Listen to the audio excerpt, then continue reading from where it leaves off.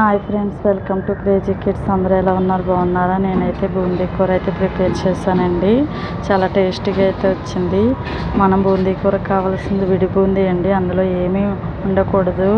అదే వేరుశెనగ గుళ్ళు, పప్పులు అవి ఉంటాయి కదా, అటువంటి ఏమీ లేకుండా ప్లెయిన్ మిర్చి తీసుకోవాలండి. 3 ఆనియన్స్ కట్ చేసుకుని ఆయిల్లో బాగా ఫ్రై చేసుకోవాలి.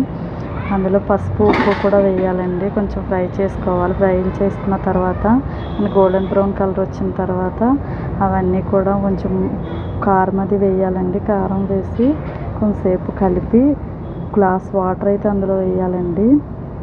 వేసిన తర్వాత మన దగ్గర కరివేపాకు స్టోర్ చేసుకుని ఉంచుకుంటున్న కరివేపాకు కూడా అందులో వేయాలండి. కొంచెం టేస్ట్ యాడ్ అవుతుంది.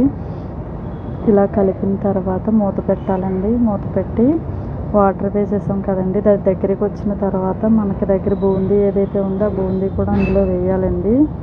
వేస్తే కొంచెం దగ్గరికి రానిచ్చి మనం కూరను దించేయాలండి. అంతేనండి. ఎంతో టేస్టీ అయిన క్రిస్పీగా మంచి టేస్టీగా చాలా బాగుంటుంది. నా దగ్గర ఏ కూరగాయలు లేనప్పుడు అయితే నేను ఈ కర్రీ చేస్తాను. మీరు కూడా ఒకసారి ట్రై చేయండి. Okay, thank you for watching. ఈ వీడియో కనుక నచ్చినట్లయితే లైక్, షేర్ అండ్ సబ్స్క్రైబ్ చేయండి ప్లీజ్. ఓకే, ఉంటాను. బాయ్.